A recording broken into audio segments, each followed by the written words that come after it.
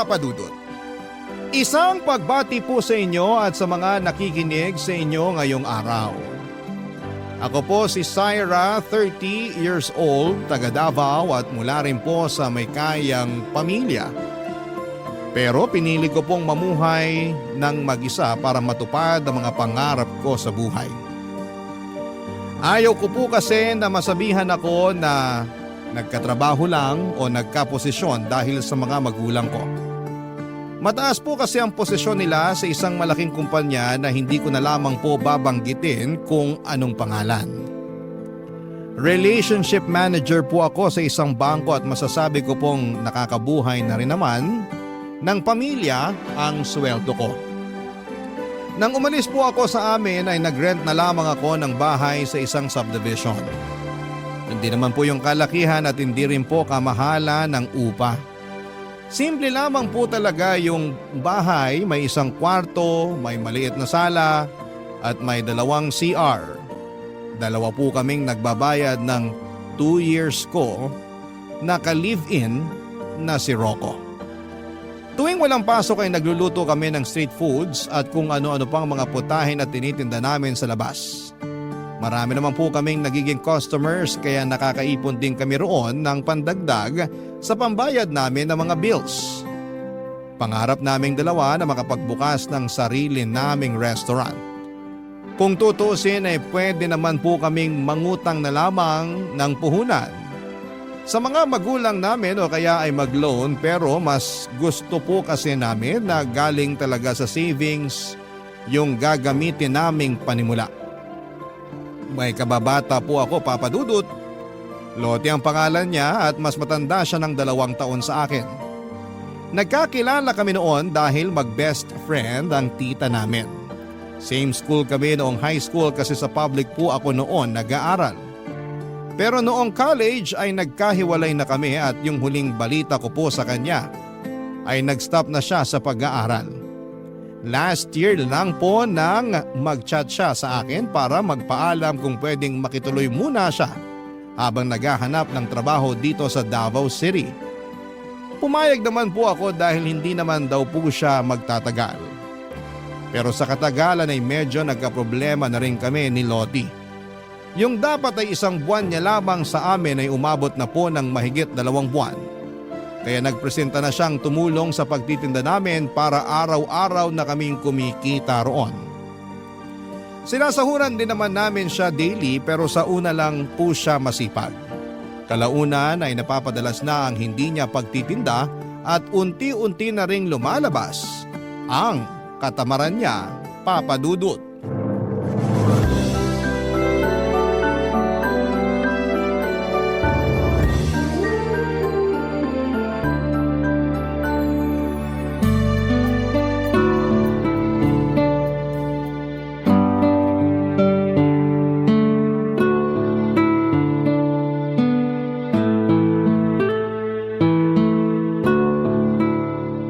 Lottie, hindi ka ba magtitinda ngayon? Hindi na muna. Bakit naman sayang yung benta kung hindi ka magtitinda ngayon? Saka na-prepare ko na kagabi yung ibang lulutuin. Baka masira yung mga yun. Ang sakit kasi ng katawan ko, tsaka antok na antok pa ako eh. Bakit ba kasi nag-prepare ka kagad ng lulutuin? Hindi mo man lang ako tinanong. Hindi na ako nagtanong kasi Monday to Friday ka naman talaga nagtitinda, di ba? Saka paano ka kikita ng pera kung ganyan laging dinadahilan mo? Ganyan din sinabi mo nung nakaraang araw na hindi ka nakapagtinda. Ano ba kasing ginagawa mo kagabi at puyat na puyat ka? Ano kasi, may kachat akong afam. Dahil doon kaya ka napuyat? Bakit? Bawal na ba ako makipag-chat? Ay, wala namang kaso sa akin kung nakikipag-chat ka sa kung sinong gusto mo o kahit anong oras ka pa matulog. Ang sa akin lang naman, may business tayo. Okay lang sana kung hindi ka nagsabi sa amin na ikaw na lang munang magtitinda kasi hindi ka naman namin uobligahing magtinda. Kaya naman namin gawin yun tuwing weekend. Ikaw naman? Masyado kang dedicated sa maliit niyong business? Malaki naman ang sinasahod niyo ni Rocco. Kahit malaki yung sinasahod namin, kailangan pa rin namin ng extra income para sa pangarap naming restaurant. Alam mo naman yun, di ba? Malaki-laki rin kasing kinikita sa pagtitinda sa labas. Lalo na ngayon na marami nang nakakaalam na may pwesto tayo at nagugustuhan na nila yung mga paninda natin. Napapagod na rin kasi ako eh. Hindi ko kaya yung gigisingin ng maaga tapos maghapong magbabantay sa labas. Nakakaantok tsaka nakakainip din kaya yun. Kung ayaw mong magtinda, ano palang trabaho yung gusto mo? Gusto ko na maghanap ng ibang trabaho. O sige, kung ayaw mo nang magtinda, kami na lang ulit ni Rocco tuwing weekend. Asikasuhin mo na yung pag-a-apply mo. May nahanap ka na ba? Wala pa nga eh. Maghahanap pa lang. Sana naman makahanap ka na this time. Ikaw naman, parang pinapaalis mo na ako niyan eh. Hindi kita pinapaalis. Para sa sarili mo rin yun. Mahirap kapag nasa ganyang edad ka na tapos wala ka pang sariling pera. Hindi ka laging may mauutangan. Okay naman ako nung may trabaho pa ako. Inalat lang talaga kaya ganito na naman yung nangyari sa akin. Sabi mo kasi nung dumating ka rito may papasukan ka na tapos bigla kang nag-back out. Kaya nga kami nag-offer na ikaw na lang yung magtinda para kumita ka kahit nandito ka lang. Okay rin naman yung pagtitinda pero kasi nakakapagod talaga. Girl, wala namang trabaho na hindi nakakapagod. Kahit nga utak at kamay lang yung gumagana maghapon, nakakapagod pa rin eh. Ano palang gusto mo? Maging tambay ka na lang forever? Real talk lang ha. Hindi kasi pera yung lalapit sa'yo. Kailangan mong kitain yun. Sorry naman. Pero alam ko naman yun eh. Ang hirap lang talaga maghanap ng trabaho ngayon. Mahirap kasi hindi ka naman naghahanap. Ang ganda na nga ng trabaho mo last time, di ba? Pero sabi mo, nagsawa ka. Hindi pwede yung gano'n na kapag nagsawa ka na sa trabaho mo, aalis ka na. Bukod sa masisira ka sa employer mo, nakakahiya rin kasi pinaasa mo lang sila na tatagal ka pero hindi naman pala. Kung makapagsalita ka naman dyan, parang boss na rin kita. Sa true lang tayo, Loti. Kung sa iba pa yan, baka mas malala pa yung marinig mo. Papadudot hindi nagpatalo si Loti sa usapan namin, Papadudot ng araw na yon. Marami pa siyang isinagot para depensahan ang katamaran niya. Hindi ko po yun nagustuhan at napansin na rin ni Rocco ang pagiging tamad niya at yung pagiging attitude niya sa akin. Kaya sinabihan na niya akong paalisin na roon si Loti. Ang kaso ay naaawa rin naman ako dahil wala pa siyang matutuluyan. Ilang araw mula nang huminto sa pagtitinda si Loti ay nag-chat sa akin ang tita niya na best friend ng tita ko. Kinukumusta siya dahil nalaman daw nitong sa akin siya nakikitira. Doon ko po nalaman na tita pala niya ang naging amo niya sa huli niyang trabaho. Nag-try daw siyang mamasukang kasambahay. Ang problema, 1 linggo pa lang siya roon ay nagpaalam na siyang aalis dahil hindi raw kaya yung pagod sa dami ng gawain. Sinabihan ako ng tita niya na huwag siyang konsentihin para matutong tumayo sa sarili niyang mga paa. Sinabi ko naman na bala ko na rin talagang paalisin si Loti. Pinagbigyan ko lang ng mga 1 buwan para makahanap ng trabaho. Pero gaya ng una, hindi yun nangyari. Bukod sa tambay siya ay naging problema ko na rin ang pakikialam niya sa mga personal kong gamit, Papadudot.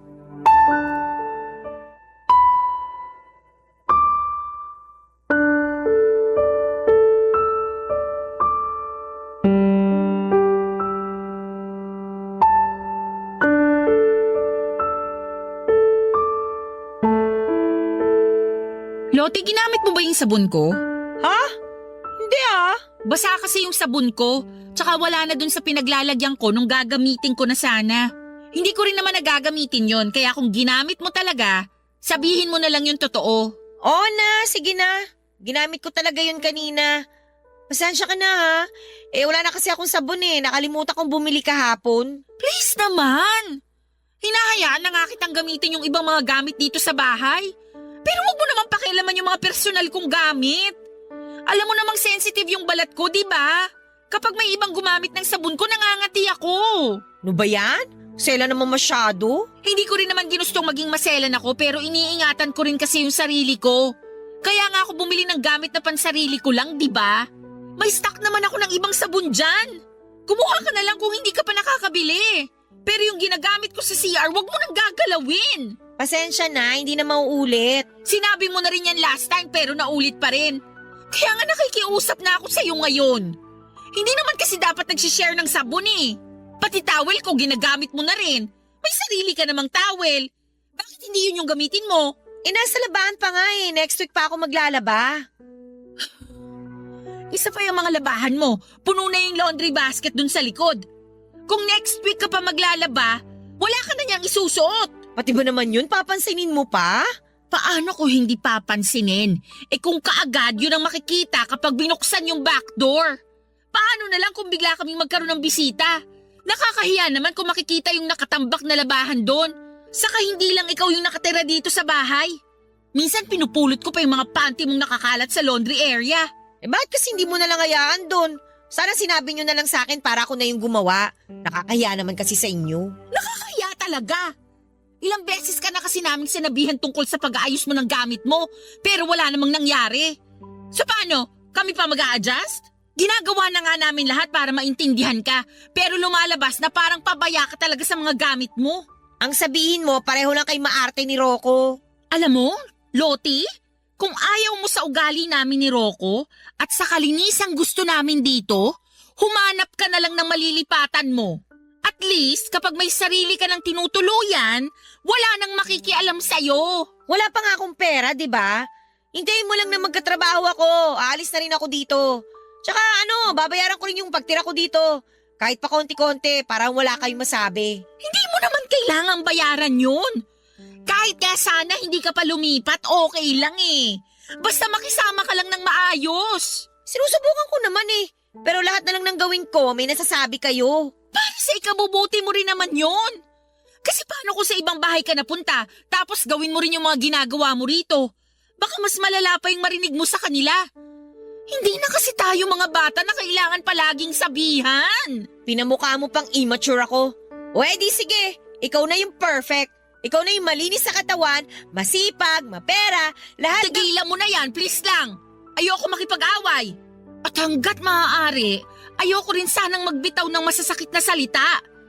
Pero kung mag-a-attitude ka pa ng ganyan, kahit pinagsasabihan ka lang naman, hindi naman pwedeng magpasensya na lang ako palagi.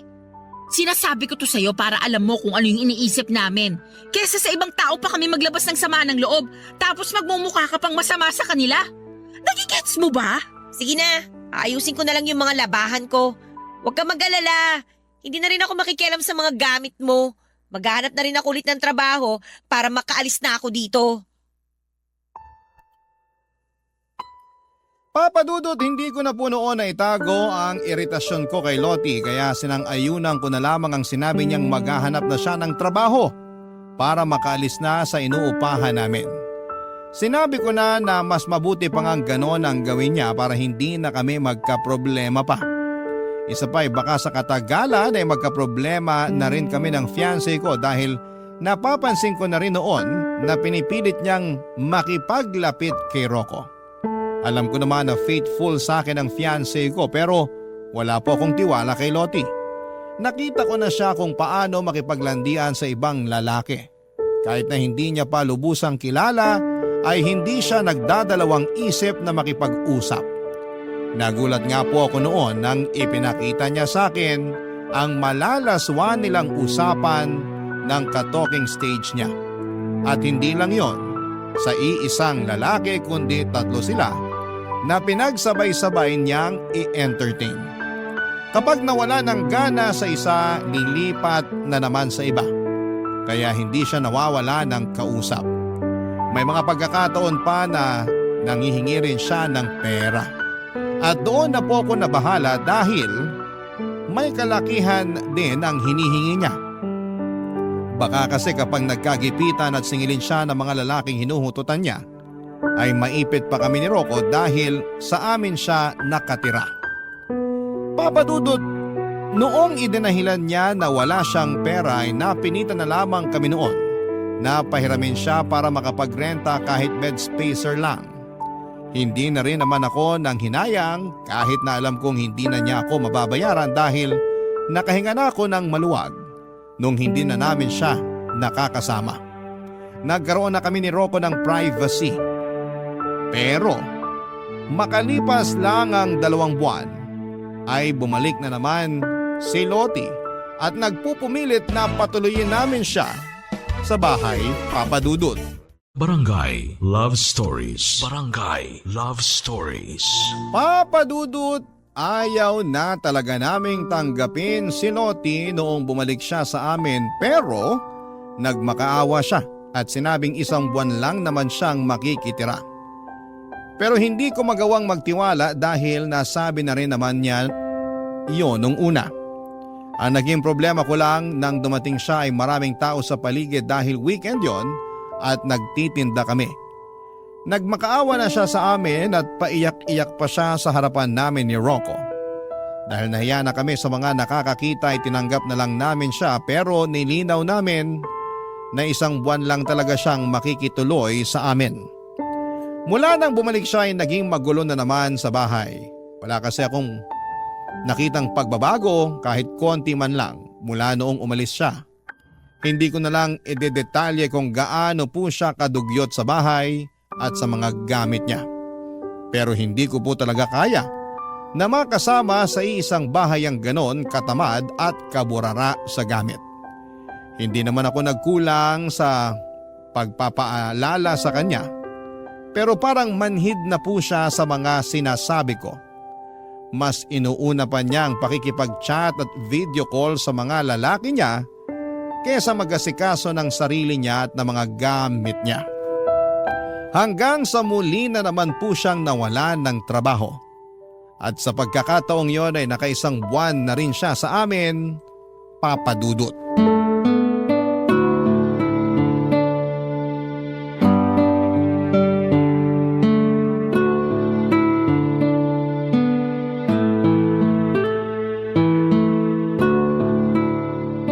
Ang sarap mo talaga magluto, Bes. Luto ka ulit ang hamonado, ha? Marunong ka namang magluto, di ba? Bakit hindi mo subukan? Wala kasi ako sa mood magluto, eh. Pero mahilig kang kumain. Oo, pero andyan ka naman eh. Alam ko namang mabait ka, kaya hindi mo ko hahayaang magutom. Kapal ng mukha ah. Uy, ba't ka naman nagsasalita ng mag-isa dyan? Lakasan mo naman yan para marinig ko. Wala yun, may naalala lang ako bigla. Okay, sabi mo eh. Uy, siya nga pala, hindi ba uwi si Rocco dito ngayon? Hindi, dun muna siya uuwi sa bahay nila. Ay, ganon? Sad naman. So, wala ka palang dilig ngayong gabi. Magaling siguro siya sa kama, no? Sorry ha, pero hindi ako komportabling pag-usapan yung tungkol sa ganyan namin ni Rocco. Sa amin na lang yun. Hindi naman yung something na pwede kong i-share kahit kanino. Dapat alam mo rin mag-value ng privacy mo. To naman, napakaseryoso mo sa buhay. Eh teka, tingnan mo to. May bago na naman akong ka-talking stage. Alam mo, saya niya kausap. Hindi nakaka-bore. Tapos ang hot pa niya, ha? Ay, sana magkita na kami. Ano yan? Bakit ganyan yung mga sinisend mong picture? Halos kita na yung buong dibdib mo dyan, Loti. Ha? Hindi naman na. Charot lang. Hanggang hindi pa kita yung pasas ko, carry pa yan, no? Tsaka at least nakakit sa akin yung mga nakakausap ko. Anong ibig mong sabihin? Hindi lang isa yung ka-talking stage mo? Aba, syempre, bestie. Ano ka ba? Ang boring naman kung iisa lang. Para namang hindi mo alam na marami akong lalaki. Seryoso? Paano mo kinakayang makipag-usap sa kanilang lahat? Ano yun? Lahat sila pinapaasa mo na magiging boyfriend mo? Dami mo naman tanong. Given ang pinapaasa ko lang sila. Pero aware naman sila, no? Alam naman nilang naglalaro lang kami. Loti, hindi magandang tignan sa isang babae na maraming kalandiang lalaki ha. Girl, boring ang buhay na walang kalandian. The more the merrier. Tingnan mo ako. Laging masaya kasi araw-araw yung Pasko sa akin. Ay, hindi kita maintindihan. Hindi kasi yan gawain ng matinong babae. Wow, napaka-pure mo naman, girl. Linis yarn. Hindi ako nagmamalinis, Loti. Hindi lang naman iisa yung naging boyfriend ko, pero never kong ginawa na magsabay ng 2 lalaki o higit pa sa isang relasyon. Eh di ikaw na yung malinis. Hayaan mo na lang ako. Wala namang mawawala sa'yo kung hindi mo ako pakikialaman, di ba? Alam kong buhay mo naman yan, pero bilang kaibigan mo, pinapaalalahanan lang kita. Kasi may malasakit pa rin naman ako sa'yo kahit ganyan ka. Salamat na lang sa malasakit mo. Pero masaya talaga ako na marami akong nilalanding lalaki. Tsaka single naman silang lahat eh. Paano ka nakakasiguro? Porket sinabi nilang single sila, maniniwala ka na? Sa bilis mong maniwala, baka mamaya may nasira ka na palang relasyon. Lalo na kung ganyan yung ginagawa mo. Nagsisend ka ng picture ng cleavage mo. Hanggat walang nag-PPM sa akin para sabing boyfriend nila yung nilalandi ko, kakalma lang ako, bestie. Ang saya-saya ng ginagawa ko, no? Lalo na kapag nakikipag-SOC ako sa kanila. Best experience! Ano naman yung SOC na yan? Sex on chat! My gosh, ginagawa mo yun? Loti naman. Hindi safe yung ganun. Ano ka ba? Oy, may rules kami ng mga nakaka-SOC ko, kaya safe kami, no? Alam mo, hindi ko na kinakaya yung mga nalalaman ko. Bahala ka na nga dyan. Papadudot, lumaki po ako na galing sa conservative na pamilya. Kaya hindi ko talaga kayang sabayan ang mga ginagawa ni Lottie. Hindi ko nagustuhan na masyado siyang welcoming pagdating sa mga lalaki. Hindi dahil sa naiinggit ako sa ginagawa niya kundi nag-worry pa rin ako bilang isang kaibigan niya. Parang hindi rin naman kasi kaya ng konsensya ko kung may mangyayaring masama sa kanya at hinayaan ko lang yon. Papadudot. Nang minsan akong mag-invite na mga kaibigan ko sa bahay, nagpatulong ako kay Lottie sa pagluluto. Mga kaklase ko noong college sa mga bisita ko. Matagal na raw kasi nilang gusto makipag-bonding sa akin, pero dahil masyadong busy sa trabaho ay hindi ko sila ma-meet. Linggo noon kaya walang pasok, bali 3 lalaki at 2 babae po yung bisita ko. Wala namang magjowa sa kanilang lahat at parang magkakapatid lang talaga yung turingan namin. Nagulat po ako nang bigla na lang magtanong si Lottie kung anong Facebook account ng mga kaibigan kong lalaki. Nagkatinginan na lamang sila noon at bakas din sa mga mukha nila na ayaw nila yung ibigay. Pero dahil nahiya silang tumanggi ay napilitan na lamang silang ibigay kay Lottie ang mga pangalan nila. Hindi pa man sila nakakaalis sa bahay ay nakapag-send na kaagad ito ng friend request sa kanilang 3. Sabi ng mga kaibigan ko ay hindi naman daw nila ini-entertain si Lottie kaya hindi na ito nag-message pa ulit sa kanila. Pero matapos yon, papadudot ay sinabi sa akin ni Lottie na snub daw pala ang mga friends ko. Lihim na lang akong natawa noon. Hindi naman kasi uubra sa lahat ng lalaki ang paglalandi niya. At isa sa mga lalaking yon ang boyfriend ko na sinubukan na rin niyang landiin, papadudot.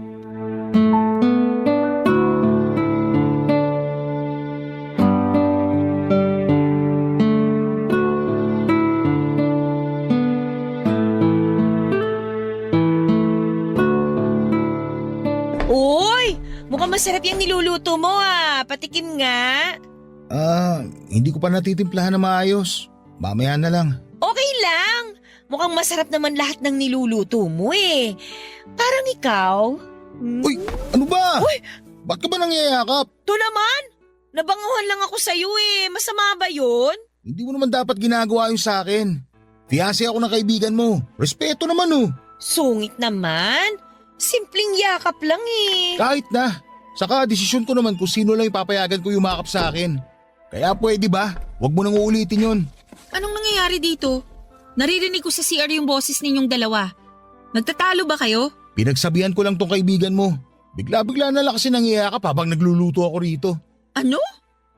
Ginawa mo yon, Lottie? Alam nyo ang OA nyo. Simpleng yakap lang naman yun pero kung makapag-react kayo, parang nakagawa na ako ng krimen. Simpleng yakap lang? Una sa lahat, bakit mo siya yayakapin? Hindi mo siya boyfriend.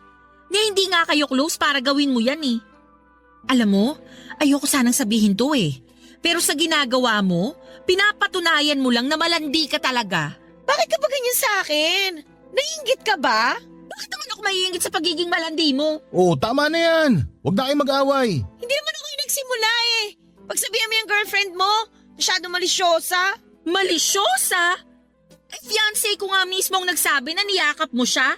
Hindi siya magrereklamo kung hindi siya nailang sa ginawa mo. Ang sabihin mo, gumagawa ka lang ng dahilan para magalit sa akin. Ramdam ko naman inis na inis ka na. Alam mo naman siguro kung bakit, di ba? Gusto mo ba isa-isahin ko pa? Han, tama na. Paalisin na lang natin to si Lottie. Ano? Paalisin niyo ako ng dahil lang doon? Ang bababaw niyo naman! Hindi ka babawan yon. Kasi punong-puno na kami sa'yo. Saka wag kang kumilos na parang ikaw ang nagbabayad ng renta dito. Ang tagal mo nang nakikitira sa amin. Second chance mo na to. Ayaw na nga ni Rocco na nandito ka eh. Pero nakiusap ako sa kanya kasi wala ka namang ibang mahihinga ng tulong. Tapos ano? Ganito pang gagawin mo sa akin? Lalandiin mo na rin pati fiancé ko? Mahiya ka naman. Wala akong dapat ikahiya. Sa ganito na ako eh. Palibasa walang lalaki na naaakit sa'yo kasi para kang lola dyan sa pagiging conservative mo.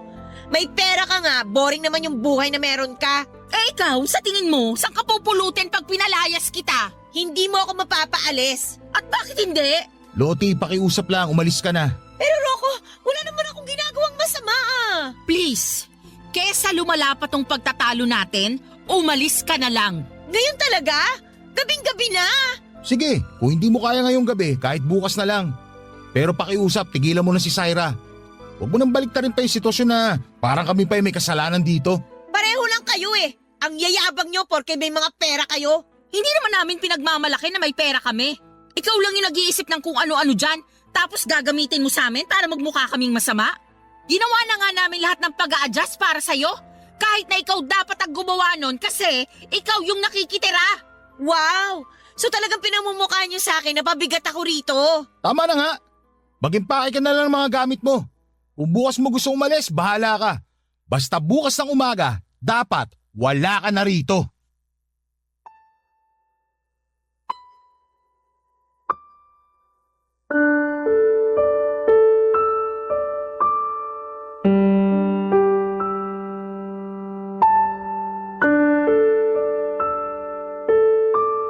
Papadudot mula ng palayasin namin si Lote ay hindi na siya tumigil sa pagpaparinig niya sa social media.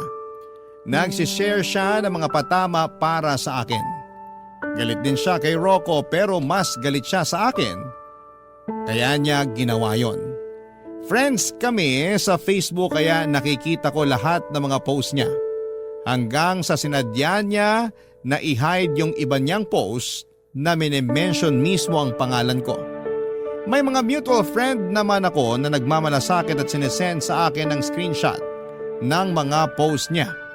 Hindi ko yon pinansin noong una hanggang sa itag niya na ako sa isang long post na patungkol na talaga sa akin.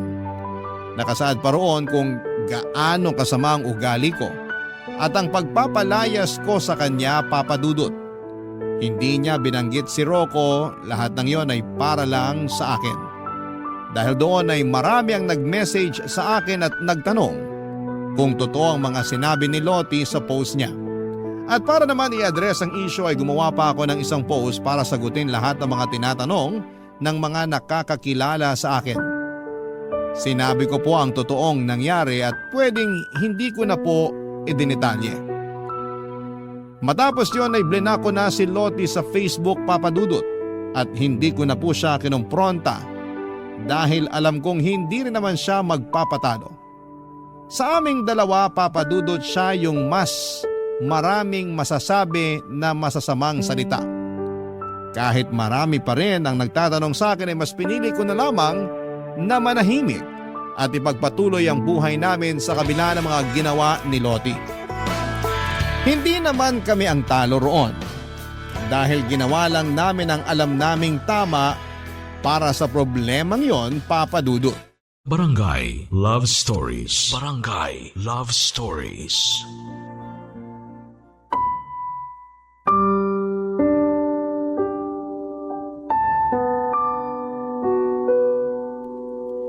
Papadudot, kahit na hindi ko pinatulan si Loti sa mga issue na ginagawa niya ay nalaman ko na hindi pa rin pala siya tumitigil sa paninira sa akin. Panay pa rin pala ang pagpo-post niya ng mga patama at kung ano-anong paninira. Kesyo burara daw ako sa mga gamit, marumi ako sa bahay, nagkukunwaring mabait at mabuting tao pero mapagpanggap naman. Aaminin ko na medyo naapektuhan na po ako noon pero hindi pa po natapos doon ang paninira niya sa akin. Inalam niya kung sino-sino ang mga close friends ko sa trabaho at hindi ko na nga po alam kung paano niya pa nalaman yon. Dahil nakablock na po siya sa account na ginagamit ko. Tanging mga friends ko na lamang po ang nakakakita sa mga post ko. Pero nagulat na lamang po ako noong sabihin sa akin ng isa sa mga malalapit kong kaibigan sa trabaho na nag-message sa kanila si Lottie tungkol sa issue na ginagawa niya sa akin. Sinisiraan ko raw yung mga katrabaho ko kahit na hindi naman yun totoo. Para linawin ang issue ay ipinakita ko po sa kanila ang mga post ni Lottie tungkol sa mga patama at paninira niya sa akin dahil sa pagpapalayas namin sa kanya ni Rocco. Doon ko lang po nalinis ang pangalan ko sa mga katrabaho kong sinubukan niyang i-brainwash. Papa Dudut.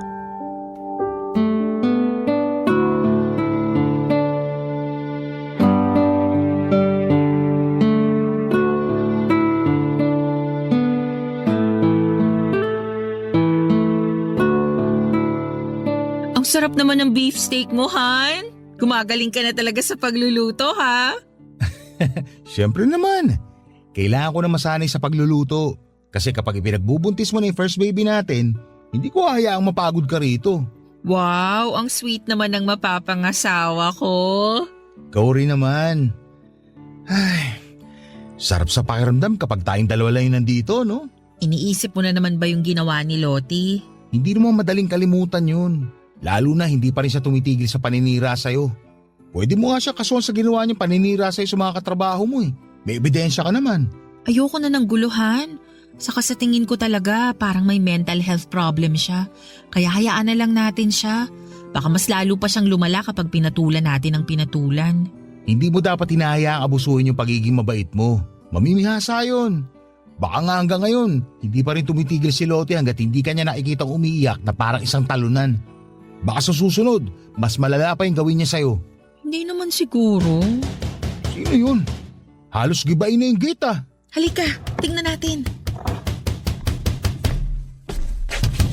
Syra! Syra, lumabas ka dyan! Ay, sabi ko na eh. Hindi pa talaga tapos si Lottie sa panggugulo sa'yo. Lumabas ka, Syra! Kailangan ng babaeng to. Ano na naman ba to, Lottie? Bakit ka nag-iiskandalo rito? Gabi na nagpapahinga na yung mga kapitbahay namin. Wala akong pakialam! Papasok ako! Tumabi ka dyan! Aray! Syra, okay ka lang? Makatula ka naman. Ayaw mo kasing tumabi eh! Sabi ng papasok ako! Hindi ka na pwedeng pumasok dito. Trespassing ka. Sa tingin mo may pakialam ako? Nandito ako kasi inis na ako sa'yo! Ano ba kasalanan sa'yo ni Syra? Kung tutusin nga, siya ay mas may karapatang mainis o magalit sa'yo dahil sa mga paninirang ginawa mo sa kanya. Pasalamat ka, hindi kanya pinatulan. Huwag ka nga nakikisaw-saw dito! Feeling gwapo ka naman dyan! Kasali ako rito. Pumasok ka sa bakura ng bahay na inupahan namin. Kaya bakit hindi ako makikisaw-saw? Umalis ka na nga! Han, hayaan mo na nga muna kaming mag-usap. Kapag sinaktan niya ako, tumawag ka ng tanod. Tanod? Ha!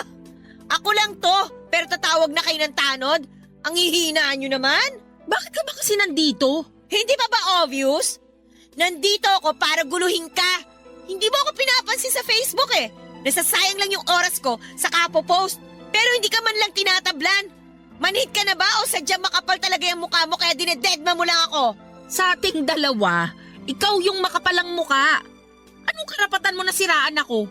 Wala akong ginawang masama sa'yo.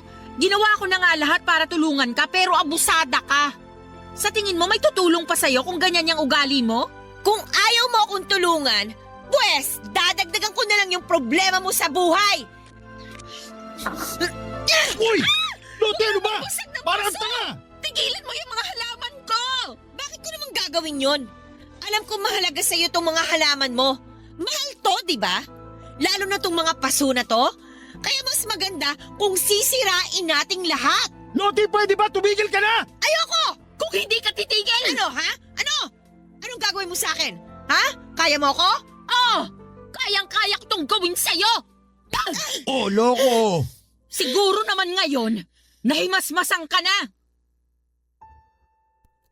Papa Dudut, kahit nasampal ko noon si Lottie ay hindi pa rin siya tumigil sa panggugulo niya. Gumanti siya sa akin, sinampal niya rin ako at sinabunutan pa. Nagsabunutan kaming dalawa, Papa Dudut, at sa galit ko ay hindi ko talaga binitawan ang buhok niya at pilit na isinubsob ang mukha niya sa mga halamang kong kumalat na dahil sa pagwawala niya. Sa pagpasok pa lang kasi ng gate ay bubungad na kaagad ang mga inaalagaan kong halaman. Kaya yon ang pinagdiskitehan niya. Nang mapaghiwalay kami ni Rocco ay saka ko lang napansin ang mahahabang kalmot niya sa braso ko. Dumating ang mga tanod na tinawagan ni Rocco noong gabing yun. Dinala si Lottie sa barangay kasama kami ng fiancé ko. Papadudot nagkaroon kami noon ng kasunduan sa barangay na hinding-hindi na pupunta sa inuupahan namin si Lottie. At kapag bumalik pa siya roon para guluhin kami ay kakasuhan namin siya ni Rocco. Isinama rin namin sa kasunduan na titigilan na rin niya ang pagpaparinig at paninira sa akin sa social media. Babayaran niya rin ang mga nasirang paso at halaman na binili ko pa noong kalilipat pa lamang namin. May kamahalan pa naman po ang mga yon kaya hindi talaga ako pumayag na hindi siya magbabayad. Para na rin po bigyan siya ng leksyon sa ginawa niya. Mula nang mag-usap kami sa barangay ni isang sorry ay wala kaming natanggap mula sa kanya. Hindi na rin naman kami umasa dahil alam naming mataas ang pride ni Lottie at feeling. Ang nakakatuwa lang doon ay hindi na talaga siya nagparamdam matapos yung nangyari at hindi na siya nagparinig sa Facebook at mukhang nag-deactivate na rin siya. Papadudot.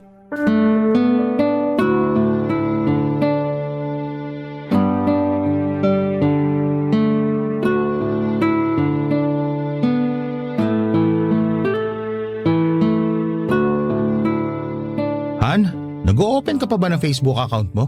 Hindi na masyado. Ba't mo natanong? Wala naman akong gagawin online. Mas gusto ko pang lumabas kesa magbabad sa gadget. Tsaka wala naman dun yung buhay ko, no? Hindi ako kagaya ni Lottie na masyadong papansin kaya oras-oras online at may kachat. Han, Totoo naman eh. Kahit walang makain basta may kalandian okay lang. Inilaan niya na yata yung buong buhay niya kaka-Facebook. alam kong naiinis ka pa sa kanya hanggang ngayon. Pero hindi rin naman maganda kung magsasalita pa tayo ng masama tungkol sa kanya. Hindi ba pwedeng maglabas muna ng inis o galit sa kanya? Nandun ka naman eh.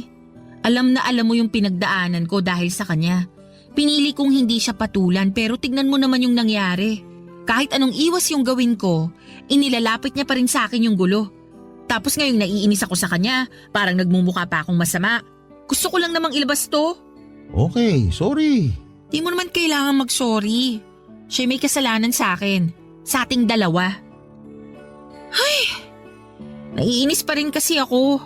Siguro hanggat hindi gumagaling tong kalmot niya sa braso ko, hindi ako makaka-move on. Kung pwede nga lang pabayaran pati yung mga nalagas kong buhok gagawin ko para mahirapan siya sa paghahanap ng ibabayad niya. Nakabuti rin naman sa kanya yung ginawa mo. Naobligan na talaga siya maghanap ng trabaho para mabayaran kanya sa panahong ibinigay mo. Sana nga talaga magpakatino na siya para may tagalan din siyang trabaho. Hindi ba siya natatakot na sa ganung edad niya, wala pa rin siyang ipon? Paano kung magkasakit siya o may masamang mangyari sa kanya? Wala siyang mahuhugot kasi mas inuuna niya yung mga walang kwentang bagay. Kaya sana matuto na siya. Hindi lahat ng tao kaya magpasensya sa ugali niya, no? Ay, kahit naman ako, hindi ko talaga siya gusto. Kung hindi nga lang dahil sa'yo, hindi talaga ako papayag na makasama natin siya sa isang bahay. Unang kita ko pa lang sa kanya, alam ko nang pasasakitin niya yung ulo mo. Hindi na ba siya nagpaparinig sa'yo sa Facebook? Hindi na. Kung ganun, baka natauhan na rin siya sa mga ginawa niya. Ay, hayaan na natin siya. Kung nagawa mo magpatuloy sa buhay nang hindi nagpapaapekto sa kanya noon, alam kong magagawa mo ulit yun. Tama ka. Magagawa ko ulit yun. Pero dapat, hindi na natin siya pag-usapan. Okay, yun lang pala eh. Kahit forever pa natin gawin yun. Nga pala, Han, parang gusto ko na ulit mag-travel. Kahit dito lang sa Pinas. Pwede naman. Pero ang tanong, may free time ka ba? Mas masaya sana kung at least 1 week yung pahinga natin. Marami na tayong pwedeng puntahan nun. Pwede naman ako mag-leave. Sure ka na gusto mo talaga? Actually, gustong gusto. Para makahinga naman tayo sa mga nangyari. Kung ganon, magandang idea yan. Saan mo ba gusto? Sa Batanes. Sige, sa Batanes tayo. Pero sagot ko na muna yon, okay? 50-50. Han, Nagbibiro lang ako. Oo na, ikaw na yung gagastos. Pero sa susunod, 50-50 na talaga ha. hindi naman kita sisingilin eh. Ikaw talaga. Kahit mag-break tayo, Walang breakup na mangyayari. Kasal meron. hindi na rin kasi tayo pwedeng maghiwalay. Kasi engaged na tayo. Kasi, feeling ko, magkaka-baby na tayo. Papa Dudut, sobrang saya ni Rocco nang sabihin ko yon sa kanya. Matagal na kasi niya na gustong magka-baby kami kaya pinupush na rin niya yung kasal naming dalawa. Kaya ako naman po nasabi yon ay dahil hindi naman po talaga nade-delay ang period ko. At para nga makasigurado ay nag-PT ako at nagpa-check up na rin para makasigurado. Pagkatapos noon ay nakumpirma namin na buntis na nga ako sa first baby namin ni Rocco. Bago yung kasal namin, isa sa mga in-invite ko yung tita ni Lottie. Habang magkausap kami sa phone call, ay nabanggit niya na nabuntis daw si Lottie nang huli nitong naka-meet up. Ang kaso ay hindi raw pinanagutan dahil ayaw maniwala noong lalaki na siya ang ama ng bata. Kaya naman walang choice si Lottie kundi ang lumapit sa tita niya. Tumulong naman daw ito ng konti pero sinabihan pa ring maghanap ng mapagkakakitaan bago manganak. At hindi ko na nga po akalain, Papa Dudut, na lalapit ulit siya sa akin para manghiram ng pera. Pero dahil nga sa gulong ginawa niya at sa pananakit niya sa akin ay hindi na ako nagpadala sa awa. May iba pa naman siyang kamag-anak at kung tutuusin ay kaya pa siyang tulungan ng mga yon kung magpapakatinulang sana siya. Matapos ko siyang tanggihan ay wala na ulit akong naging balita pa sa kanya. Kahit hanggang sa may kasal kami ni Rocco. Sa ngayon, Papa Dudut, ay may sarili na akong pamilya. Sa awa ng Diyos, kahit minsan ay hindi naman kami nagkaroon ng problema sa pinansyal. Kaya masasabi ko po talaga na sobrang blessed ang pamilya namin. At palagi po naming ipinagpapasalamat yon. Hanggang dito na lamang po ang kwento ko at maraming salamat po sa inyo, Papa Dudut. Ganon din po sa Barangay LS na patuloy na nagbibigay aliw at inspirasyon sa mga kagaya namin na mahilig makinig ng mga kwento ninyo. Pagpalain po sana kayong lahat. Ang inyong forever kapuso at kabarangay, Syra. Dear Papa Dudut, good day sa inyo at sa mga kabarangay natin na katulad kong panatiko ng Barangay Love Stories. Na-discover ko ang programa ninyo dahil sa kaibigan kong si Ricky. Mahilig kasi yung makinig sa mga love story kaya sinuggest niyang pakinggan ko ang programa ni Papa Dudut.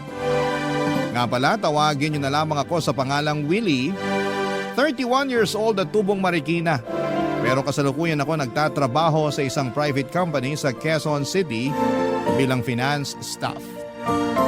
Meron kaming grupo ni Ricky na magkakaibigan noong college.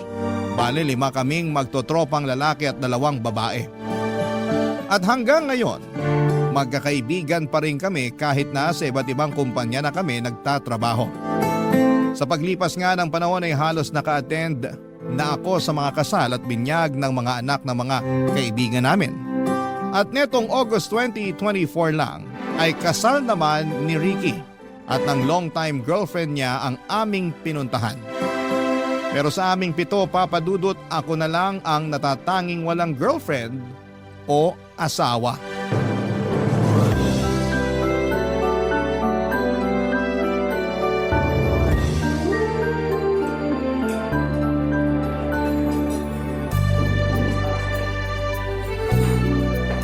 Gutom ka na ba? Hindi pa naman. Okay lang naman na umorder na tayo kasi papunta pa lang daw sila.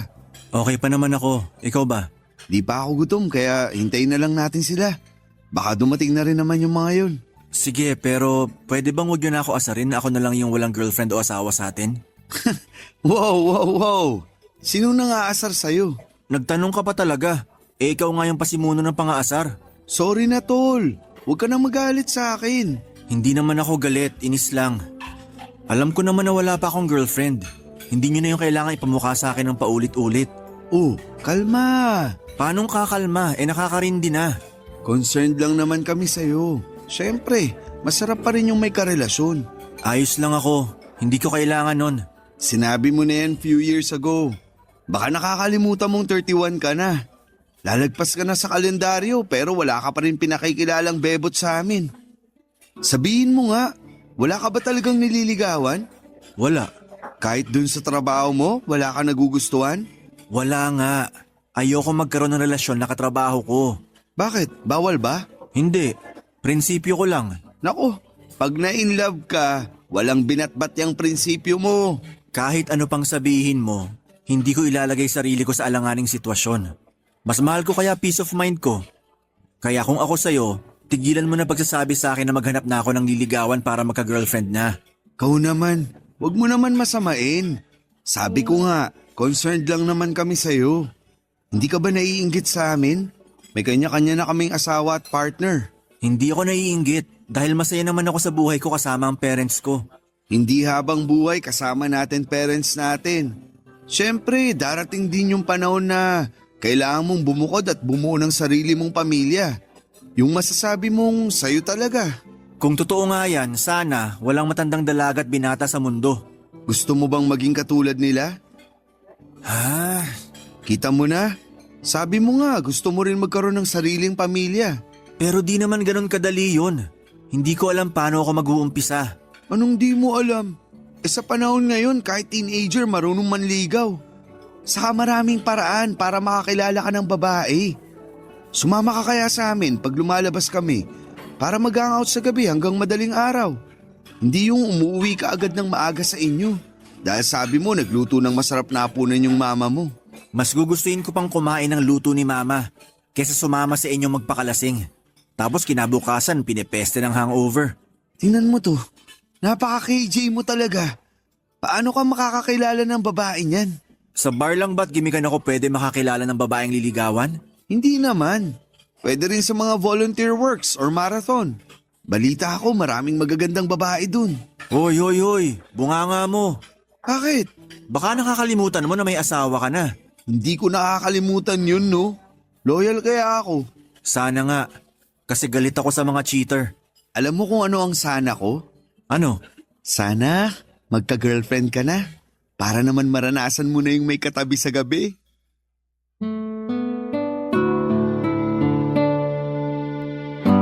Papadudot, maloko talaga si Ricky pero tinuturing ko na siyang parang kapatid.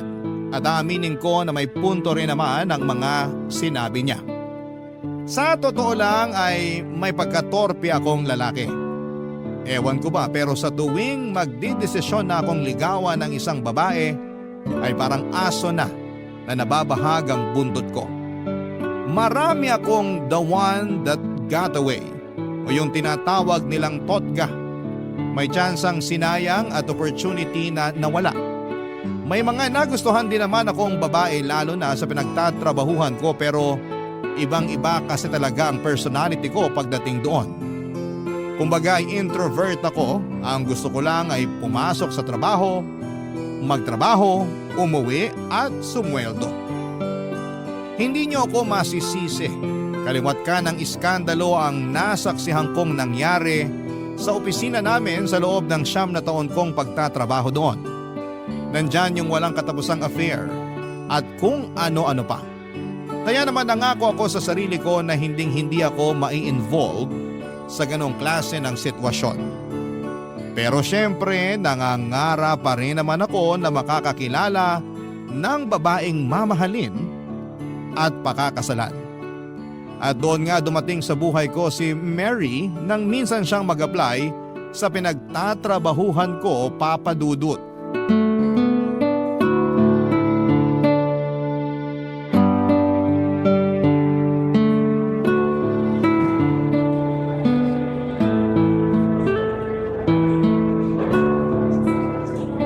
Hi!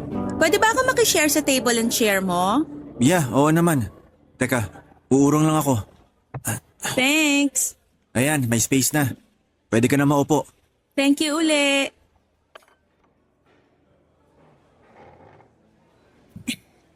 Ayan, sa wakas nakaupo na rin ako. Ay, grabe. Kanina pa kasi ako naghahanap ng bakanting mesa at upuan dito pero lahat occupied na. Ganito talaga rito pag lunch break. Kaya nga minsan may second and third batch yung kumakain eh. Hindi naman kasi pwede mag-lunch sa mesa mo sa office. dahil working table raw yon. Ganon? Ang baduy naman. Kung gusto pala nila ng ganong policy, sana nilaki-lakihan nila tong kantin nyo. Hindi naman ganito sa dati kong pinagtatrabahuhan. Pwede kang kumain sa mesa mo basta lilinisin mo lang bago ka magsimula ng trabaho uli. Talaga? Ang cool naman. Sinabi mo pa. Kung pwede lang yun dito, hindi na ako makikipagsiksikan dito sa kantin. Nakakatamad din kayang tumayo sa upuan mo para pumunta rito at kumain pag lunch break. Ako noon, pagkatapos kong kumain sa table ko sa office, diretso tulog. O kaya, manonood ako ng anime. Paborito ko kasi yon. Ah, kaya pala. Ay, by the way, kanina pa tayo nagkukwentuhan pero alam mo na ba pangalan ko? Kung hindi ako nagkakamali, ikaw si Mary, di ba? Oo, trainee pa lang ako dito at unang araw ko ngayon. Ay teka, paano mo nga pala nalaman pangalan ko? Pinakilala ka sa amin ng papalitan mo. Nakalimutan mo na? Hala, oo nga. Magka-department din pala tayo. Willie pangalan mo, di ba? Naalala ko nagpakilala ka nga pala kanina.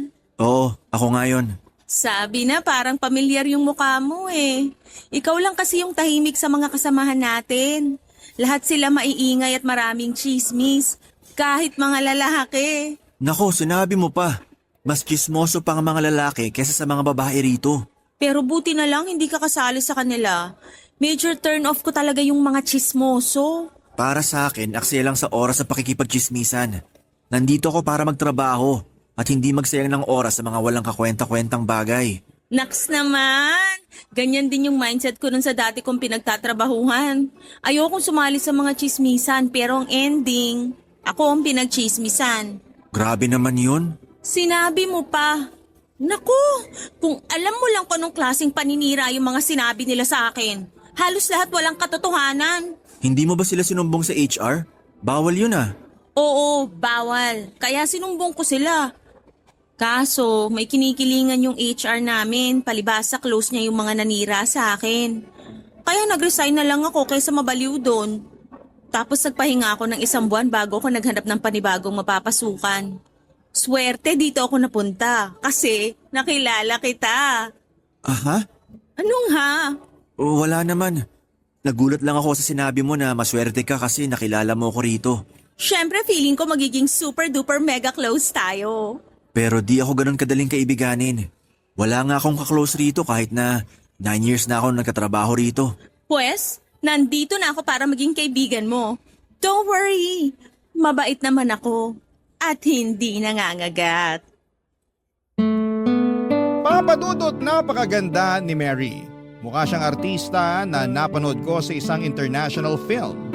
Bukod doon ay masaya pa siyang kausap at talaga namang nakakaaliw. Madali niya rin akong napapatawa sa mga hirit niyang corny sa pandinig ko noong una. Pero nakita ko na lamang ang sarili ko na nag-e-enjoy kabanding siya. Simula ng araw na yon ay lagi na akong masaya na pumapasok sa opisina dahil alam ko na masisilayan ko si Mary. September 2024 nang magsimula ang probationary period ni Mary sa pinagtatrabahuhan namin. Magka-department kami dahil kapalit siya ng isa naming kasamahan na nag-resign ng mga panahong yon. At kahit na hindi ako ang nag-turn over sa kanya, ako lagi ang gusto niyang samahan tuwing lunch break. Nahalata na tuloy ng mga katrabaho namin, Papadudot, na nagkakamabutihan kami. Dahilan para walang humpay nila kaming asarin sa isa't isa. Pero ewan ko ba sa sarili ko dahil hindi ako naiilang o naiinis man lang. In short ay gustong gusto ko ang pakiramdam na tinutukso nila ako kay Mary ng mga panahong yon, Papadudot. Barangay Love Stories. Barangay Love Stories. Papadudot, totoo pala ang kasabihan na baka kainin mo ang salita mo. Dahil yon ang eksaktong nangyari sa akin. May pasabi-sabi pa ako na ayokong ma-involve sa love story ng mga tao sa opisina namin. Negatibo kasi lahat yon sa akin at sakit lang sa ulo, ngunit nakalimutan ko na meron din namang mga successful love story. May nagkakatuluyan, nagkakaibigan at sa huli ay nagpapakasal pa nga. Kahit ako, na tahimik lang, ay hindi mapigilang mapasa ng all sa isipan.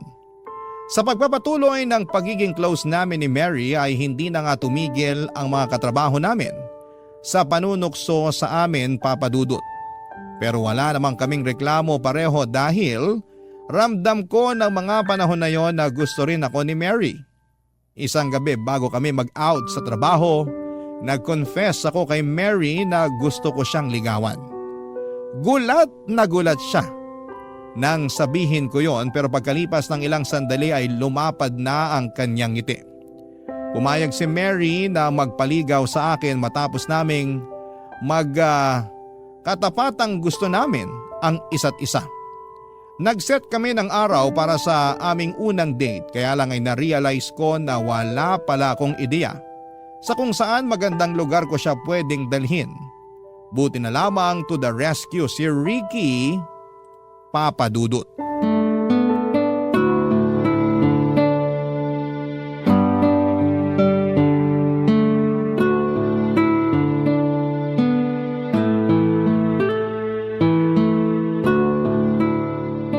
Buti naman naligaw ka rito sa bahay namin. Siyempre, miss ko na luto ni tita eh. Kahit kailan mukha ka talagang pagkain. Oo naman, food is life, ika nga. Pero thank you, kasi pumunta ka. Welcome. Sakto, di ako ganun ka-busy. Saka alam ko kailangan mo tulong ko. Makakailangan ka naman? Yan kaya sabi mo sa text mo sa akin, kailangan. Gusto mo basahin ko? Teka, nasa na ba yung cellphone ko? Wag na, ikaw naman. Aminin mo na kasi na kailangan mo ng expertise ko sa mga bagay na tungkol sa paghanap ng magandang date spot. Oo na, kailangan ko na. Yan, dali lang naman aminin. Sige na, tulungan mo na ako. Saan ko ba pwedeng dalhin si Mary para sa una naming date? Marami naman magagandang restaurant around Metro. Lalo na dun sa Tomas Morato. Lagi kami nagde-date dun ni Mrs. Kaso gusto ni Mary yung may mga overlooking. Pangarap daw niya makapunta sa mataas na lugar. Overlooking at mataas na lugar ba mo? Kung gusto mo ng malapit-lapit, pwede sa Rizal. Sa Antipolo, overlooking doon. Sa Tanay at Teresa din. Meron din mga overlooking na kapehan sa Angono. Ikaw na lang mamili. Pero gusto ni Mary yung malamig. Malamig? Alam ko na. Pumunta kaya kayo sa Tagaytay. Perfect spot yun para sa mga gusto ni Mary. Malayo yun, di ba? Oo, pero sulit naman punta nyo. Doon ko dinala misis ko nung unang date namin. Kaya nga nagtagal kami at eto, kasal na. Sige, mukhang magandang choice nga yung Tagaytay. Tumpak! Sa masarap doon umigop ng mainit-init na sabaw ng bulalo. Sakto sa malamig na panahon. Pero timbrean lang kita na ihanda mo yung budget mo. Kasi medyo mamahalin mga restaurant doon. Ganun ba? Oo. Huwag ka mag-alala. Quality naman yung food at services nila. Basta para kay Mary walang kaso sa akin na gumastos. Naks naman! Ganyan nga. Magpa-impress ka sa nililigawan mo. May kasabihan nga na first impressions last. Sa tingin mo pag ginawa ko yun, may chance na ako kay Mary? Hindi ko masasabi dahil depende pa rin yung tsansa mo sa magiging takbo ng date nyo. Hindi lang naman natatapos sa pagpili ng magandang lugar na pagdadalan mo sa kanya para sa date nyo yung pagpapasikat mo sa nililigawan mo eh. Pati na rin yung kung paano mo siya tataratuin sa simula pa lang ng date nyo. Halimbawa kung susunduin mo ba siya gamit ng motor mo o magkokotse kayo, tandaan mo, malayo-layo rin yung Tagaytay. Nung huling beses na pumunta kami doon ni Mrs. Nagmotor lang kami. Tapos panayreklamo niya sa akin na masakit na raw yung puwet niya. Nako, ang malas naman nun. Sinabi mo pa, para maiwasan mo yung ganong insidente, kaya sinabi ko, mahirap na, baka ma-turn off sa'yo si Mary. Tatandaan ko yan. Ano pang gusto mong malaman? Ano kayang susuotin ko? Casual lang, pero yung magmumukha kang gwapings. Paano yun? T-shirt at pants? Pwede. Tapos, paresan mo ng pangmalakasang sapatos at relo. Solve ka na dyan. Sige, salamat talaga tol. Walang anuman. Baka may tanong ka pa. Ibira mo na.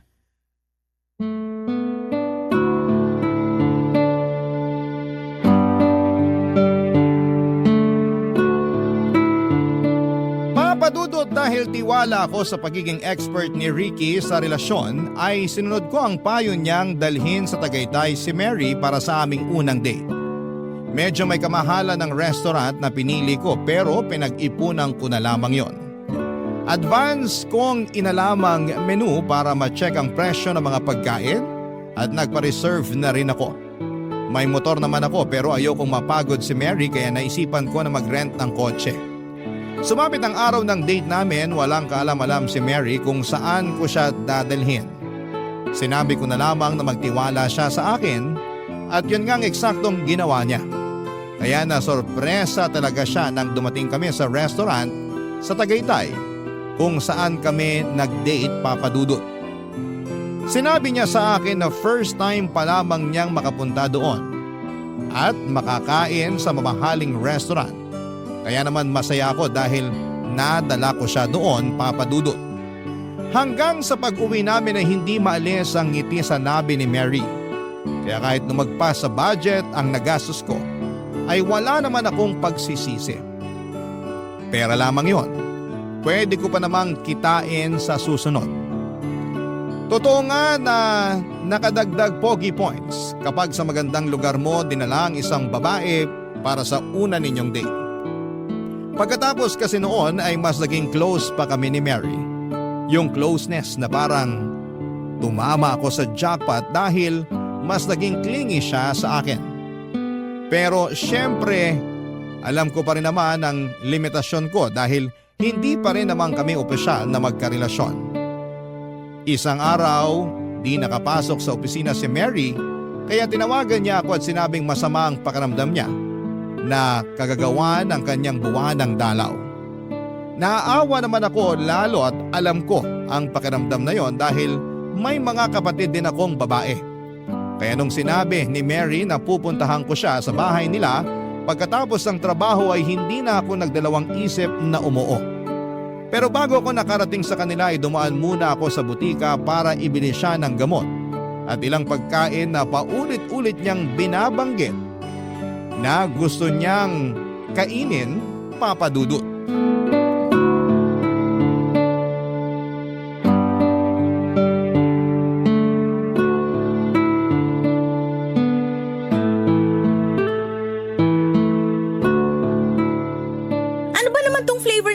Na binili mo? Chocolate ba to o ano? Cookies and cream yan. Hindi mo ba gusto? Hindi! Matcha kaya favorite ko. Akala ko cookies and cream. Nabanggit mo kasi kanina. Oo, pero di ko sinabing favorite ko yan. Yung sister ko ang may favorite niyan. Nasarapan lang ako nung pinatikim niya pero loyal pa rin ako sa matcha. Hindi ba halata? Green nga favorite color ko eh. Ganun ba? Pasensya ka na. May magagawa pa ba yung pasensya mo? Hindi ko naman ito maiinom. Oh, sa'yo na lang. Hindi rin naman ako umiinom niyan. Mahina tiyan ko sa ganyan. Anong gagawin ko rito? Tapon ko na lang. Mary naman, kung ayaw mo, ibigay mo na lang dun sa kapatid mo na paborito yan. Wala siya rito, nasa school pa. Ay, hirap naman kasi sa'yo, may plano ka palang bumili, di ka man lang nag-text sa akin para magtanong. Gusto kitang sorpresahin. Para kahit paano gumaan-gaan yung nararamdaman mo. Alam ko mahirap din pag nagkaka-period. Paano mo naman nalaman? Eh hindi ka naman babae. May mga kapatid akong babae. Ay, whatever. Palpak pa rin yung milk tea na binili mo. Imbis na gumaan pakiramdam ko, naging mabigat palalo dahil mali naman yung flavor na pinili mo. Sorry na. Ay, oh, ano pa ba yung iba mong dala? Mga gamot lang tsaka heating pad. Meron na ako niyang heating pad eh. Saka di ako umiinom ng gamot kahit mamatay pa ako sa sakit. Ayoko nun. Ay, ano naman yung nasa paper bag? Fries and burger. Yak, ayoko niyan. Ilayo mo nga sa akin yan, nasusuka ako sa amoy. Please lang. Akala ko ba gusto mo nito? Paano mo naman nasabi na gusto ko yan, ha? Sinabi mo kaya sa call kanina. Kanina yon, pero hindi na ngayon. Ayoko na niya, ang baho, nakakasuka yung amoy. Ay, parang sa lagay wala na akong dinalang matino ah. Buti alam mo, sa kakasalanan mo rin naman yan dahil hindi ka marunong magtanong. Pwede mo naman akong i-text para alamin yung gusto ko at kailangan, pero di mo ginawa.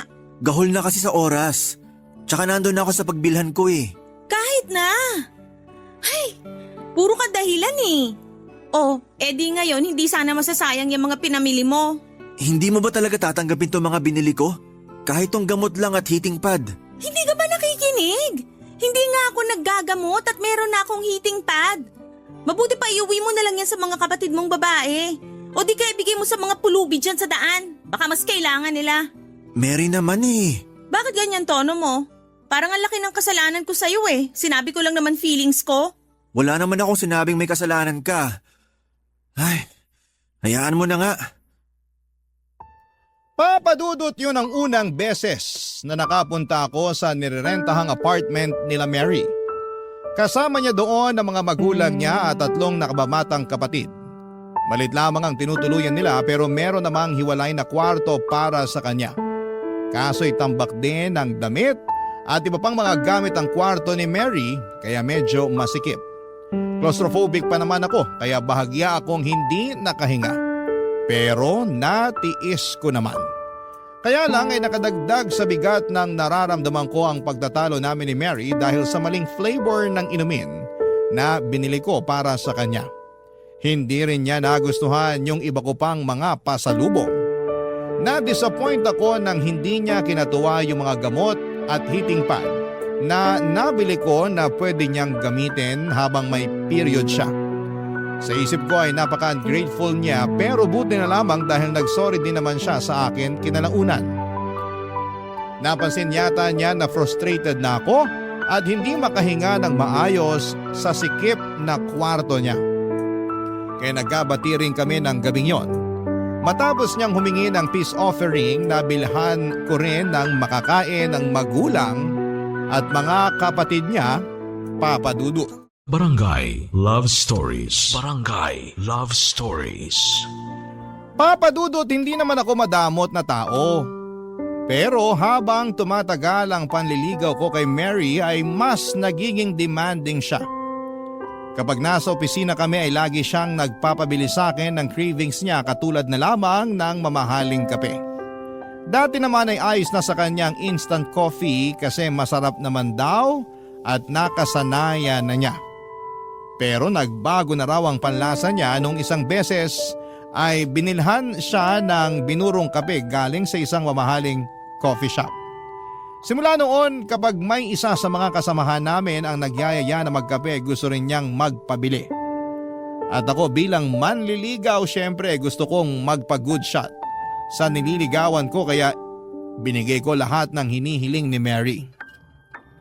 Bukod sa mamahaling kape na inaraw-araw na niya ay nagpabili rin siya sa akin ng damit, makeup kit, bagong cellphone dahil gusto na raw niyang mag-upgrade at iba pang mga gadgets. Hindi ako mayaman pero meron naman akong savings, Papa Dudut. Kaya lang ay nasaid na lang ang ipon ko ng dahil sa pagiging maluho ni Mary. Aminado ako na hindi na ako masaya sa panliligaw sa kanya, Papa Dudut. At napansin yon ng kaibigan kong si Ricky.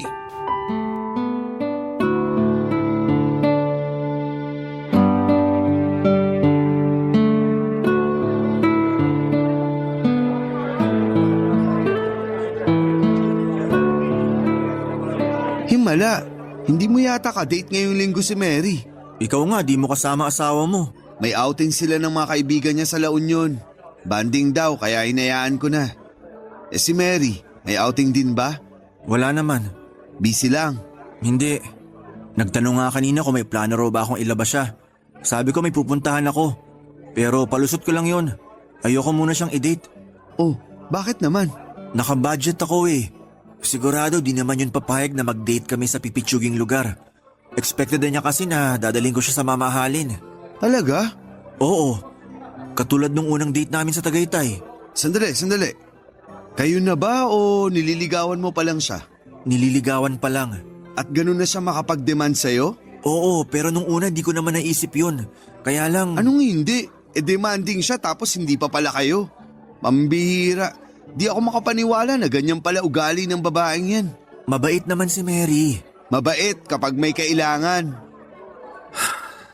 Alam mo tol, magpakatotoo ka na nga. Tayo lang magkausap dito. Magsabi ka sa akin, ano pang hiningi sa'yo ng babaeng yan? Marami-rami na rin. Nagsimula lang naman yun sa mamahaling kape, pagkain, Tapos mga damit, sapatos, makeup kit, bagong cellphone at iba pang gadget. Pulubi ba siya? Ricky naman. No offense pero asal pulubi yan eh. Yung nangihingi sa manliligaw. Sobrang demanding tapos hindi pa kayo sa lagay na yan ha. Ibig bang sabihin kapag naging kami, ayos lang na maging demanding siya? Hindi pa rin. Kasi di ka naman bangko para laging maglabas ng pera sa tuwing may gusto siyang bilhin. May trabaho naman siya. Bakit di siya gumastos sa sarili niya? Kulang pa raw yung sweldo niya pambayad nila sa renta ng apartment bills at pagkain nila. Doon lang daw madalas napupunta yung kita niya at wala nang natitira sa kanya. Pero hindi excuse yun para gamitin ka na niya. Hindi naman niya ako ginagamit. Nililigawan ko nga siya, di ba? Hindi ganyan yung tamang panliligaw. Matuto kang humindi. Huwag kang maging bigay todo. Saka di ka naman mayaman eh. Paano na lang pag naging kayo? Eh di mamumulubi ka sa kanya. Mahal ko na si Mary. Kaso nalulungkot ako sa ginagawa niya sa akin. Matanong nga kita, tol. Ano yun? Kumusta yung estado ng panliligaw mo sa kanya? Alam ko, mali na tanungin kung may pag-asa ka ha. Kasi di naman doon nasusukat ang lahat pero gusto ko lang malaman. Curious lang ako. Napag-usapan niyo ba kung hanggang kailan ka manliligaw sa kanya? O kung may plano ba siya na sagutin ka? Ang totoo, ilang beses ko nang tinanong sa kanya pero paulit-ulit niyang sagot maghintay daw ako. Darating din daw yung araw na magiging kami dahil mahal na rin naman daw niya ako. Nak ng tok, neneng. Malabo pa yata sa mga mata kung may grado na 500 yung sagot niya sa'yo eh. Red flag na yan, tol. Distansya na. Paano naging red flag yon? Hindi ba halata? Pinapaasa ka lang yan. Ginagamit ka lang niya dahil may mahihita siya sa'yo. Sa nakikita ko, di ka talaga niya mahal. Kunwari lang siya. Mahal lang niya yung komportableng buhay at mga bagay na naibibigay mo sa kanya. Papadudot, tama rin naman si Ricky nang sabihin niyang dapat matuto akong humindi sa mga hirit at pabili ni Mary, lalo na at hindi pa naman kami magkasintahan. At kahit na kami na, dapat alam ko rin ang limitasyon ko sa mga bagay na kaya kong ibigay sa ngalan ng pag-ibig. Pero ayoko naman talagang isipin na ginagamit lamang ako ni Mary para makabili ng mga luho niya, papadudot. Hindi ganon yung pagkakakilala ko sa kanya, kaso'y pinapakita niya ay unti-unti akong naliliwanagan sa tunay niyang pag-uugali. Pero siguro'y wala namang pinanganak na perpekto, papadudot. At dahil nga mahal ko noon si Mary, handa akong makipag-compromise. Dahil napansin ko na madalas ay wala siyang baon ay naisipan kong ipagdala na rin siya ng pananghalian. Tiwala naman ako na magugustuhan niya ang luto ng mama ko kaya pinagbaon ko siya. Nagdala na rin ako ng merienda para hindi siya gutumin pero makaraan lamang ang 3 araw. Nalaman ko na chinichismis niya pala sa mga kaopisina namin na hindi masarap ang luto ng mama ko. Na cheap akong manligaw at hindi raw ako ganong kaseryoso sa kanya. Masama ang loob ko sa kanya pero nang sumunod na araw ko na siya kinumpronta kung kailan magkasama kami sa bahay nila. Sabado kasi noon at pinapunta niya ako sa kanila, papadudot.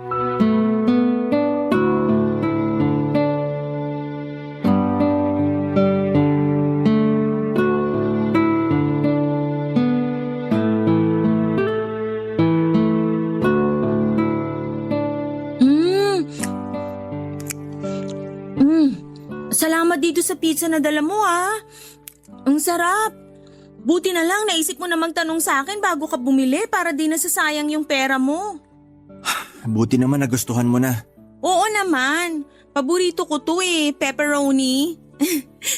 Ayaw mo ba? Di ka kumakain Hindi mo gusto yung flavor? Gusto naman pero wala akong gana. Sige ka, ubusin namin to nila nanay at tatay. Sige lang, family size naman yan. Sandali nga. Bakit naman ganyan tono mo? Ang cold mo Hindi ako cold. Wag mo nga akong pinaglololo ko. Alam ko yung cold sa hindi. Aminin mo, masama loob mo na pinabili kita ng pizza, no? Hindi masama loob ko. Saan naman ang galing yan? Sa akin lang. Base sa naobserbahan ko sa'yo. Ano? Tama ako, di ba? Masama loob mo? Hindi nga masama ang loob ko. Bakit ganyan mood mo? Nagtanong ka ba talaga kasalanan mo kung bakit ganito ang mood ko? Paano naging kasalanan ko? Kasi chinichismis mo ako sa opisina.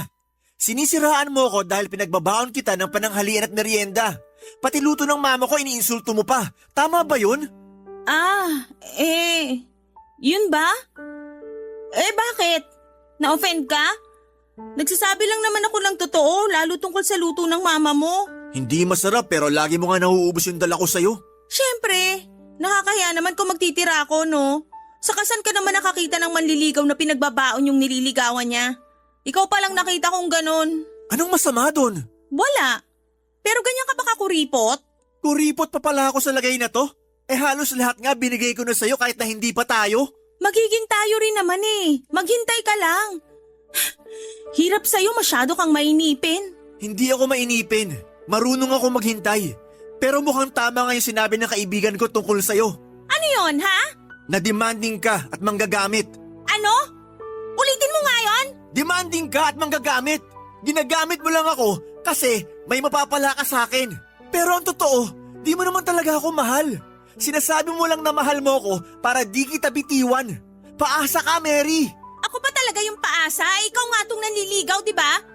Hirap sa inyo, hindi lang nasunod gusto nyo, nanunumbat na kayo. Hindi ako nanunumbat, pero sumusobra ka na. Oo, nanliligaw pa lang ako. Pero hindi ibig sabihin pwede mo na akong abusuhin. Masyado ka namang pa-victim. Akala mo naman anong ginawa ko sa'yo. Gusto mo ba isoli ko mga gamit at damit na binigay mo? Nandyan lang naman kasi yung iba. Nakatambak lang. Hindi na. Ano namang gagawin ko sa mga yon? Mas kailangan mo yon. Anong sinabi mo? Nakaka-offend ka, ha? Wala na akong pake kung na-offend ka. Problema mo na yon. Buti pa alis na ako. At saan ka pupunta? Uuwi na. Wala talaga ako sa mood, sorry. Hoy, Willie! Bumalik ka rito! Huwag kang umalis! Hoy! Papadudot na piko na talaga ako noon kay Mary nang dinamay niya ang luto ng mama ko. Hindi kasi totoo yon. Masarap magluto si mama at nung sabihin kong ipagbabaon ko ang nililigawan ko ay suportado ako ng mama ko. Kaya naman nakakagalit na sinisira niya sa ibang tao ang luto ni mama. Bukod doon ay nakaka-offend din na tinawag niya akong cheap dahil lang sa gusto kong magtipid. Sa totoo lang, ayoko naman talaga siyang pagsalitaan ng hindi maganda o iwanan ng araw na magkasama kami sa bahay nila. Pero bigla ko na lang naramdaman na hindi ko na kayang maging masaya na kasama siya at nasasakal na ako sa kanyang presensya. Kaya nga pakiramdam ko ay nakahinga ako ng maluwag pagkalabas ko ng bahay nila, Papa Dudut. Hindi pa ako umuwi sa bahay ng araw na yon, sa halip ay dumiretso ako kina Ricky. Inoff ko rin ang phone ko para hindi ako matawagan ni Mary. Nang nakauwi na ako sa bahay, napakarami niyang text at missed calls. Humingi siya ng sorry sa akin at nangako na babawas-bawasan na niya ang pagiging demanding. Pero na mga panahon na yon ay desidido na akong tumigil sa panliligaw sa kanya, Papa Dudut, dahil naliwanagan ako sa naging pag-uusap namin ni Ricky. Hindi porke mahal mo ay hahayaan mo nang abusuhin ka. Nililigawan ko pa lamang yon, ha? Paano pa kaya, Papa Dudut, kapag naging kami na? Sa kasalukuyan ay hindi na kami magkatrabaho ni Mary matapos niyang mag-awol. Aminin kong iniisip ko pa rin kung kumusta na siya. Pero may bahagi sa akin na ayaw nang malaman ang kalagayan niya. Oo, minahal ko siya ngunit hanggang doon na lamang yon. Sana sa magiging karelasyon niya ay wag na niyang gawin dito yung bagay na ginawa niya sa akin. Hanggang dito na lamang po ang sulat ko, Papa Dudut, at sana'y mapili po ninyong i-ere sa programa ninyong Barangay Love Stories. God bless in advance sa inyong lahat, no? And ako po ang inyong kapuso at kabarangay forever na palagi nakatutok sa inyo, Willie.